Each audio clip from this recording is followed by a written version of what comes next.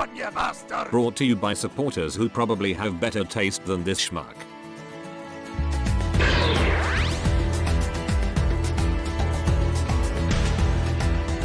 I want to preface this review with one important thing. I don't really take requests for the channel. Sure, I'll let the patrons decide on certain reviews from time to time, but for the most part, I want to retain creative control. That being said, last year I received a request to cover a certain figure that I had never heard of before. I believe it was Universe 2008 Treadshot. I had never heard of that figure in my life. So I googled it and I found out it was a redeco of the original Legion class Warpath figure. These days, that mold is probably the most forgotten in the Legion class lineup. We don't just have the Combiner Wars Legends release, which was kinda disappointing because it was missing the tank barrel. We've also got two fantastic Generations updates, both catering to different types of fans. Both brilliant and both worthy of purchase, so the original doesn't seem to have a place in this fandom anymore. But this lineup is all about cataloging the history of Legends figures, whether official or third party. And I think it will be a disservice to forget figures like this, so I thought I'd tackle him. And then I realized I have the United version, which means he came in a 3-pack, so I guess I'm reviewing all 3 of them now. Kinda funny what I get myself into these days, but oh well. Here we go! So because in Japan you can never sell a Legends figure on its own unless it's in a blind pack, Henkei provided us with these 3-packs. There were a few of them actually. I've gotten a few other Henkei figures from here and there that I got in freebies and lots, but as far as I can gather, this is the only true 3-pack I own. Ironically, this was the easiest way to get Cosmos and Warpath because for some reason they're kinda hard to find. I've always wanted Warpath since I first saw him at a Transformers cafe that used to be here in Sydney. Unfortunately, there was a fire and they had to shut it down. Fortunately, the staff members and all the toys were alright, but they just couldn't repair it. It is what it is. Real shame, I really like that cafe. They did a great bacon and eggs. But I'm getting off topic. I have this guy now, I have all of these 3 now, let's take a look. Warpath turns into an H-Tank. Now, it's not the same H-Tank you might be used to. The H-Tank most of you guys will be used to is the Generations version, and this is the Universe 2008 version. And I can tell you right off the bat, not a lot of DNA is shared between the two. This guy has a completely weird and H-Tanky transformation. It's basically they just fold the legs and arms out as it is, whereas this guy has a much more interesting transformation. Ironically, the Generations one is closer to the G1 version in terms of its transformation layout. The way the arms flip out of the sides and the way the legs kind of pop out. Kinda similar to the G1 toy, ironically. Whereas this guy is just, well, let's stick an H-Tank with Warpath's face on it, it is what it is. And in terms of actual H-Tanks, not the most convincing. The thing about H-Tanks is you have to make it clear that it's not just a robot lying down. And it's closed, don't get me wrong. The back section is very well done in that regard, the way the legs unfold and fold over. Wonderful use of kibble with those legs folding in a weird way, but it's just very wobbly. These don't peg in very well, they kind of just wobble around. And then you kind of get to the front here and yeah, these are clearly arms. You can even see the fists at the front there, that's not great. Yeah, I'm not expecting much from a Legion figure, one that retails for $7 back when it was on Western store shelves, but nah, this ain't great. I do really love the Henkei plastic they've got going here, this lovely shiny red. Absolutely magnificent, and also some lovely silver paint and black paints. Cool thing about Takara versions back in the days, they went all out with the paints. One slight annoyance though. The turret just does that. Sure, it's nice that you get the turning turret up and down with a cannon, but come on, I want to turn this turret. It's pretty disappointing. It's something every Warpath has done over the years. Right back to the G1 version. I mean, look at that. Nice rotating Sheridan turret. Well, weirdly proportioned Sheridan turret, but you get the idea too. And every other Warpath I've looked at over the years has had that. Even the silly Combiner Wars retool that didn't have the gun barrel chest, even that had rotation. Real bummer there. And in case you're wondering, yes, that is almost Siege Blast Effect compatible, but not quite. Just a little bit short. Bit of a bummer there. So, looks-wise, I do like the way it looks, but functionality-wise, a lot of kibble, doesn't peg in very well, and no turret rotation, so hasn't aged the best. I do understand for the time it came out, these things are kind of par for the course, but yeah, they could have definitely done this better. So next up, we have Cosmos, or as he's called in Japan, Adams, because apparently few is canon in Japanese G1. It's a hockey puck.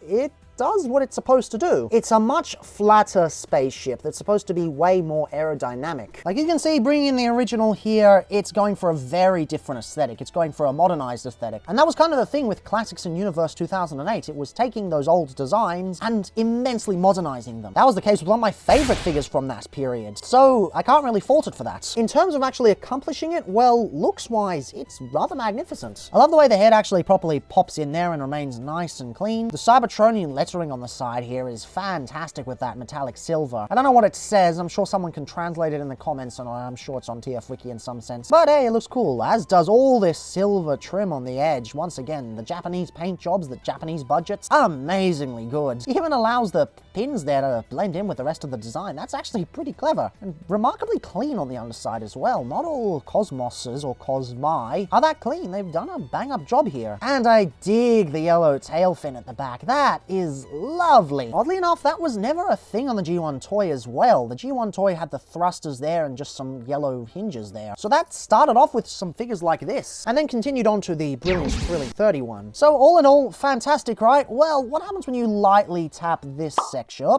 Oh dear, oh dear. These connection ports are extremely loose. If these stayed in more solidly, I would give this figure a standing ovation. In vehicle mode, at least. We'll get to the robot mode later. But as it stands, it's a real bummer there. These really needed to be more sturdy. Ah, well, it is what it is. And then we get to Wheelie, and I'm not feeling this one. Now, it might not seem like it's that bad when you're looking at it on camera. It looks like it's got a bit of a mustardy color with this nice orange filling it in. But in person, this feels more like candle wax. Well, it looks more like candle wax. It's got a sort of similar quality to it that Maverick had, except with this pale, sandy yellow. So it doesn't quite look like semen, but it does look like old semen, if that makes ugh. I think candle wax is a better analogy. Someone said it in the comments section. I don't like being so profane. Autobot symbol's pretty nice, and it's cool how they've painted all the windows in this sort of metallic gray that matches up with the plastic well, except they haven't painted the back there.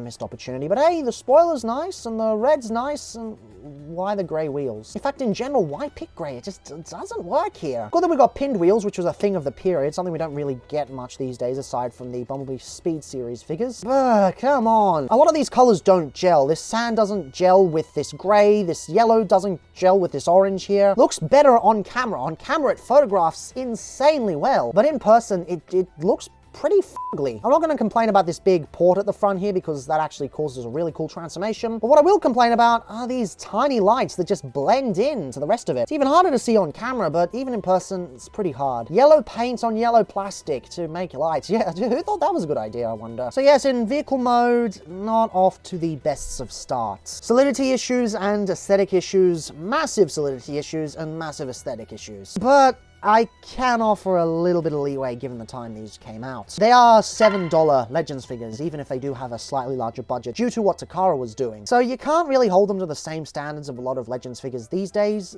They get the job done. They don't stand out as much as other figures from the same time that I have reviewed in the past, but these modes, they're fine, I guess. Only really in it if you're a completionist. Now, in terms of dimensions, Warpath is 7.2 centimeters long, well, approximately anyway, 4.2 centimeters wide, and 3 centimeters tall. Also, I guess you can kind of pull a Warpath if you just get that head out a bit, but it doesn't look as good as the other versions. Hockey Puck Adams has a diameter of 6.7 centimeters. With aerial vehicles, I don't really see the point of doing the height. It doesn't make much sense. And Wheelie is roughly 7 centimeters by 3.5 centimeters by 2.5 centimeters. And in terms of size comparisons, here he is next to a standard Legion figure, roughly the same size, except Legion's got smaller over time due to plastic budgets and such. A standard Core Class figure, a standard War for Cybertron Micromaster, and Crumbs. Okay, so these guys are pretty simple to transform, except for one of them. First thing you want to do with Warpath is bring the torso over that. And you might think he has the Automorph in the chest, but when you push the turret in, nothing happens. So you actually have to come back here and push the head up and then push the turret all the way in. Come on, you had a perfect opportunity there. The legs unhook from the back and rotate out like that. And then you come to the back and rotate these kind of tread sections into the legs. So that's actually a really cool transformation system, if only it held together better. The arms are pegged in. You kind of push the arms inwards like that to unhook them from the sides of the torso, and they rotate rotate down like so, with then the elbows rotating out like that. Those are very weirdly proportioned, but whatever. Cosmos transforms like a disc would. There's not really any crazy stuff going on here. Untab these sections here, untab the hands from each other. The legs kind of rotate out like that and down like so. You'll bring this down, you'll notice there's actually a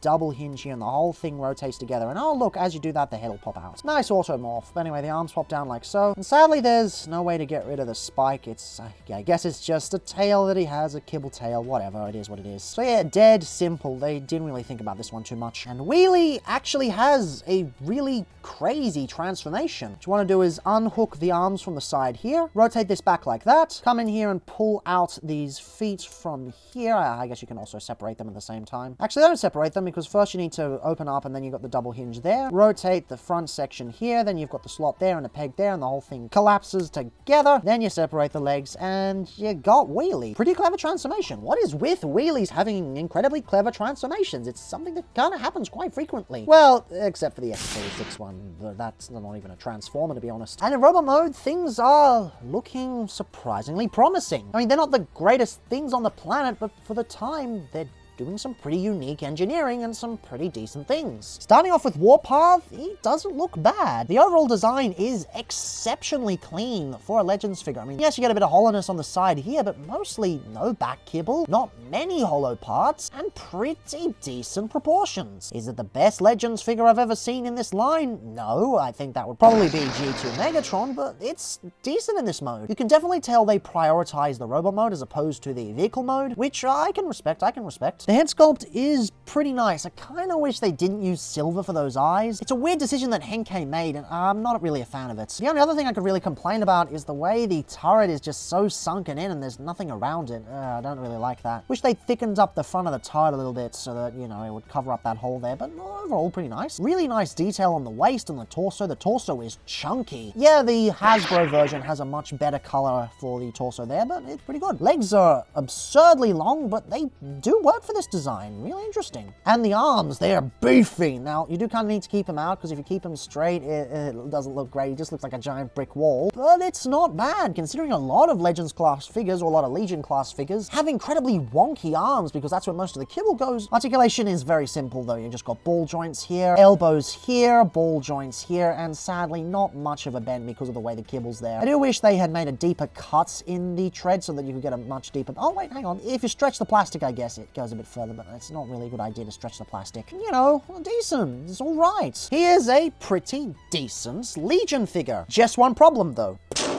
He is completely obsolete. These days, you got your choices. You've got this guy and you've got the Generations version. Both are fantastic. Yes, not one this small, and this one is probably better than that god-awful Combiner Wars one without the barrel chest, but overall, you don't really need this guy unless you're a Legends completionist. There's no real reason to go back to him. He doesn't do anything crazily well. These days, you can kind of skip him over and just get this guy. Not to say he's bad, but he doesn't really have a place in today's collecting landscape. So what about Cosmos, eh? Well, he's pretty nice. You've still got all the silver from the vehicle mode. And that torso, oh man, that torso is lovely. So much blue and yellow and the mechanical detail, oh my. Can't say I'm a fan of the waist area folding down so much with that giant screw in the middle there, but it's a Legends figure, what you gonna do? And yes, the arms are very, very weird. You can kind of see the arm inside there. It's supposed to be going, I'm strong. They've basically made a transformer out of a plate, or a hockey puck, or whatever you want to call it. It is what it is. They haven't done the most amazing job with it, but it's decent, I suppose. I will say it's a bit difficult to get him to stand just because of the way the disc works. Like, you only topple him and he just topples over. Not great, but $7 at the time, although I guess, again, much bigger Takara paint job, so you can't really compare that, but still, decent. And I love the head sculpt too. It really pulls those toy vibes. Like, there's toy stylings and there's toon stylings, and you can see from how tall the head is, they're definitely going for the toy stylings here. But you know, overall, it's a pretty decent update of this. You can see that they really tried to recreate the toy stickering and the mechanical detail there, and it does a pretty decent job. Would have loved to have seen some yellow around on the sides here, but this is going for a toon color scheme, as Takara loves to do. But in general,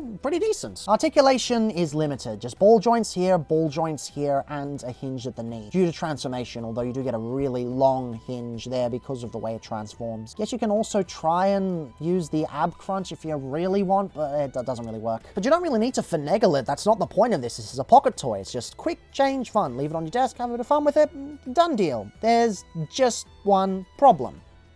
He is completely obsolete. Last year, we took a look at the Thrilling 30 Cosmos, or the Time to Return version with a Thrilling 30 shuttle here, and my word, this was fantastic. This blew every other Cosmos out of the water. Granted, there's only been 2, but compared to a lot of third-party versions, he still holds his own as well. He is a fantastic Legends figure for the time and now. Probably one of the best Hasbro has ever produced, but that's most likely because they kind of threw the original design out the water and just went with something more modernized. Don't know if this came first or if the IDW design came first, but they've done amazingly here. Whereas this is just adequate. There's not really any reason to get this over this. Even as a fun desk toy, this guy does that a bit better. Shuttle guy or no. Not to say he's bad. He really isn't. Why would you buy this over this? So that's 2 out of 3 kind of pointless. So let's take a look at this guy, right? The mechanical detail is actually astonishing. Like, this guy looks amazing. Head sculpt is perfectly wheelie. Torso, the way it folds in, is magnificent. Not something you'd expect at the Legend scale. Granted, he does end up with a bit of a backpack with all the hinges over there, but it's a small sacrifice to pay. Yeah, you've got the door arms like a lot of Legends class figures have, but they work really well on this design. Because of all the swishness and everything, it's really, really good. You can see all the arm clearly defined in there, even with the hollowness. And I dig these legs, the way they fold like that. It's a real G1 design. Reminds me a bit of Skids, actually. The only thing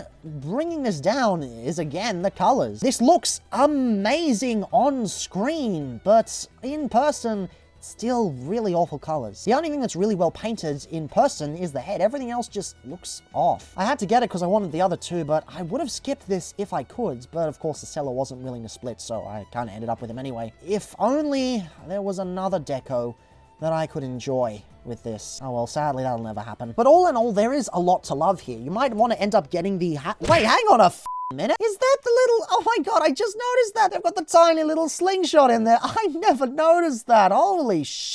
That is... Oh, that's lovely. Oh, there's so much mechanical detail. Just let down by the colors. Even the articulation's pretty good. You've got upward hinges along with ball joints that really allow you to get expressive with them. Ball joints at the hips. Sadly, nothing at the knees because of the way they fold. But I get it. They wanted the spoiler there. And you know what? Honestly, I prefer the spoiler. And the feet kind of go back. I suppose you could maybe get something with that, but not much. But you know, with that extra hinge at the arm, really good. Really bloody good. So all in all, a solid little Legends figure. If you really want to get this guy, I probably would recommend getting the Hasbro version instead. Because these colors, they're not that great. But yeah, if you're a Legends aficionado like myself, well, worthy pickup for sure. There's just one problem. He has been rendered completely obsolete. Time to Return Wheelie is a figure that has been forgotten by time. Many people think, oh, it's just a Combiner Wars Legends figure. No, this figure was fantastic then, and it's fantastic now. I really ought to give this guy a second look at because he is brilliant. The paintwork is brilliant on the Hasbro version even. The articulation is fantastic. I mean, look at that. Waist swivel on a Legends figure. Wow. This isn't a core class figure. This is a modern Legends figure. Or a Scout class if you really want to go by those names. So as great as this version is, he's just wholly outclassed. This guy's so good he even outclasses the SS86 version, although, to be fair, he's basically fighting against an Action Master, a really shitty Action Master, so it's not really a contest. But there's just no way you would buy that over this. So yeah, although some of these guys have aged pretty well in their robot modes and some of them haven't, they're ultimately just lost to time. And that's okay. These guys aren't there to be the best version of the character on your shelf. They're a time capsule of a time that came before. They're fun to have on the desk regardless, even with all of their faults. Aside from Wheelie's colors, I really don't like these colors. Especially with Warpath over here though. Massive fun to be had. Even if ultimately there are better versions, you can still look back at these and have a good time. So let's finish things off, shall we? We've got a standard Legion figure for size comparisons, a standard core class figure, a standard War for Cybertron Micromaster, and crumbs. And to finish things off, Warpath is roughly 4.2 centimeters by 7.8, Cosmos is roughly 7 by 7.5, and Wheelie is roughly 4.5 by 8. Really got a lot of height, something I was not expecting. There's a lot to like with this figure, but damn, those colors really let it down. If only. If only. This isn't necessarily a set I could recommend to everyone, but I can't exactly say that you should skip it either. It's just a solid Legion class lineup, but these days we just have better, bigger versions. If you're a Legends completionist like myself, then you'll definitely be satisfied with these. Warpath is pretty damn good. Yes, the alt mode is a bit weird, and I do wish the articulation was a little bit better, but by and large, there's not really much hateful here. Cosmos is a bit more dated with his weird proportions, but that's the best they could do with the Cosmos back then. It's honestly a miracle that the Thrilling 30 version version turned out as well as it did. I mean, that could have been an absolute shit show. But no, it turned out great, so we now have that one. So don't really get it on its own, but if you're getting this pack, yeah, it's alright. The only one that I would say is a little bit underwhelming is Wheelie. I just think the Hasbro release is a little bit better. Like, again, it's not a bad figure, and I actually prefer the details on that more than what we got with some of the more recent versions. But still, that color scheme is typical Takara United nonsense, going for complete and utter accuracy without realizing the intent of the original mold. Yeah, all of that detail. It has to be accurate in every single way, right? I never liked that ideology, and I prefer the way these two turned out in this set. But hey, you can always get the Hasbro versions of these, and you can of course get Treadshot if you so desire. So they'll end up as pretty good purchases if you feel like them. But if you can't find them, which is understandable since Warpath is actually a little bit rare, I wouldn't lose any sleep over it. I mean, they're not the best thing the Legion class has ever put out. We know what that release is, and it's still awesome to this day, and this certainly isn't that. Still, it's certainly better than tomorrow's release, because... oh boy, we're dealing with another stinker, aren't we?